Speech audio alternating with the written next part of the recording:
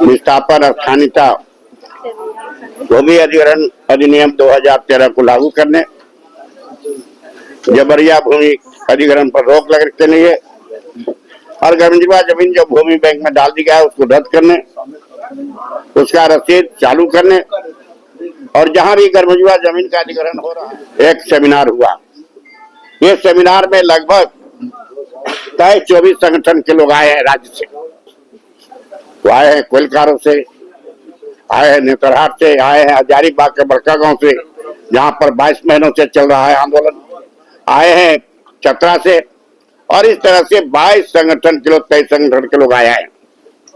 और आज इसमें तय किया गया है कि 24 मार्च को विस्थापन अन्य सवालों को लेकर के हम विधानसभा मार्च करेंगे। इस विधानसभा मार्च में लगभग हम कोशिश करेंगे, हमारी कोशिश होगी सभी संगठनों की ओर से कि 50,000 लोग उसके पहुंचने की गारंटी करेंगे। और हमारे जो हजारीबाग में 17 में आंदोलन चल रहा है उन्होंने तय किया है वो लोग पैदल चलेंगे, 21 तारीख को ही चलेंगे पैदल, 17 से, हजारीबाग से, रामगढ़ से, और वो 23 तारीख के रात तक रांची पहुंच जाएंगे और 24 को यहां से मार्च करेंगे। और उसके बाद यह भी फैसला है कि अगर सरकार नहीं सुनती है, कोई कार्रवाई नहीं करती है, तो हमारे जो आंदोलन चल रहा, आंदोलनकारी हैं जो चल रहा है 22 महीनों से हजारीबाग के बड़का गांव गुनरपुरा में अडानी जो कोल ब्लॉक मिला है उसको रद्द करने के लिए, और ये गरमजवा जमीन का जो है बैंक में, भूमि बैंक में डाल गया उसको रद्द करने और गरमजवा जमीन का रसीद काटने, उनको मुआवजा के लिए, ये तब तक चलेगा जब तक सरकार इस बात को नहीं मानेगी। और इसीलिए हम सबको, आप लोगों को भी और सबको बधाई देते हैं। सभी लोगों ने बहुत उत्साह के साथ इस बात को कहा है, तो हम लोग सब जगह से आएंगे और 50,000 से अधिक लाने का प्रयास करेंगे। और पुनर्वास का मुद्दा झारखंड का सबसे ज्वलंत मुद्दा है और झारखंड राज्य का निर्माण भी इसी प्रमुख मुद्दे के साथ हुआ। लेकिन खेद है, माननीय भुवनेश्वर मेहता जी के नेतृत्व में जो कोऑर्डिनेशन अभी देखने को आया है, विभिन्न संगठनों के लोग, विस्थापित संघर्ष मोर्चा के लोग आए हैं। हम समाज के सभी तबके के, झारखंड में जितने भी छात्र हैं, युवा हैं, वकील हैं, प्रबुद्ध जन हैं, उनका आह्वान करते हैं कि वो इस आंदोलन में जुड़े और इसको अंजाम तक पहुंचाएं, नहीं तो झारखंड की शांति बहाल नहीं रहेगी और पुनर्वास और विस्थापन आयोग नहीं बनेगा तो दंगल होगा बहुत जबरदस्त। 24 को विधानसभा मार्च करने, विधानसभा का घेराव करने की बात आज हम लोगों ने तय किया है। देखिए, ये बहुत दुखद है। हम लोगों ने झारखंड लड़कर बनाया और विस्थापन मुक्त झारखंड की बात हम लोगों ने किया। माननीय हेमंत सोरेन अभी फिर से थम्पिंग मेजोरिटी से सीएम होकर आए और इसके प्रीवियस में भी 29 में चुनकर आए। तब उन्होंने 11 मार्च 2021 को विधानसभा में ये घोषणा की कि झारखंड राज्य विस्थापित प्रभावित आयोग का गठन होगा। ये मुझे बहुत हैरानी की बात है, जो संसदीय राजनीति के लोग हैं वो बताएंगे कि विधानसभा में घोषणा के बावजूद विस्थापित प्रभावित आयोग का गठन सीएम साहब आखिर क्यों नहीं कर रहे हैं।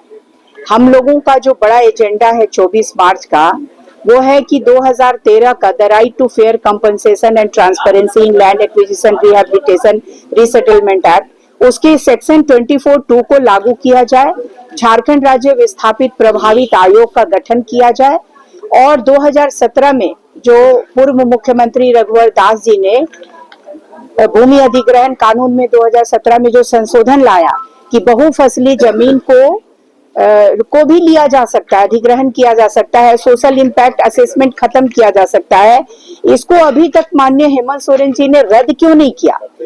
24 मार्च का ये एक बड़ा एजेंडा है कि 2017 का जो अमेंडमेंट हुआ, रघुवर दास जी ने, पूर्व मुख्यमंत्री जी ने जो किया, उस अमेंडमेंट को, 2017 के अमेंडमेंट को रद्द किया जाए। देखिए, पूरे राज्य में, पूरे देश भर में आजादी और मुस्लिम समुदाय के लोग हैं और इतनी बड़ी तादाद में लोग उजाड़े गए हैं। हेमंत सोरेन खुद ही मांग रहे हैं 1,36,000 करोड़।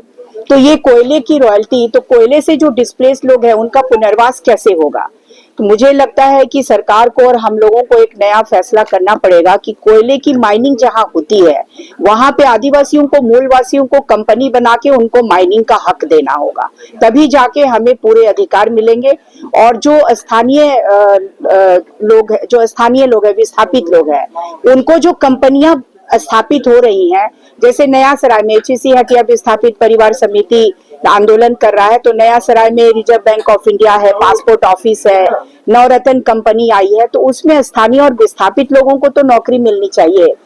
जो नया विधानसभा बना उसमें हम लोग की जमीन गई, लेकिन वहां के विस्थापितों को वहां पर माली का, फाइल मूविंग का काम अभी तक नहीं मिल पाया है।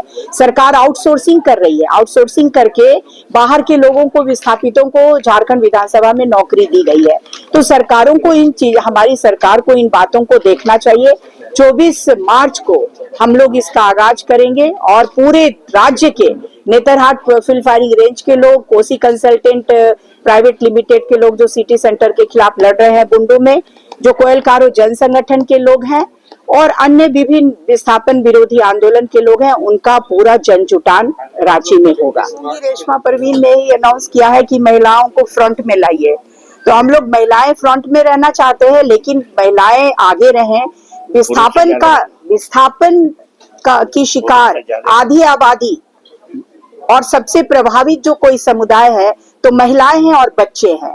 विस्थापन की मार महिलाओं और बच्चों पे पड़ी है, उनकी जीविका, उनकी संस्कृति नष्ट हो गई, सभ्यता नष्ट हो गई, भाषा मर गई, आजीविका, उनको शौच के लिए इतनी दिक्कत होती है। कोल माइनिंग एरिया में आप जाके देखिए ना कि जिस तरह से शौच के लिए वो उनके लिए जंगल वगैरह और उनका अपना ट्रेडिशनल टेरिटोरी था, वो सब कोलैप्स कर गया।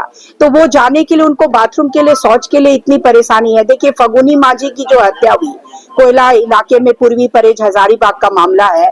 फगुनी माझी का खेत 44 नंबर का खदान बन गया, और जब वो अपनी जो मालकिन थी, खेत की मालकिन थी, तो वो रैयत बन गई, मजदूर बन गई, और फिर वो जाने लगी एक कोयले भट्टे, ईटा भट्टे में काम करने के लिए।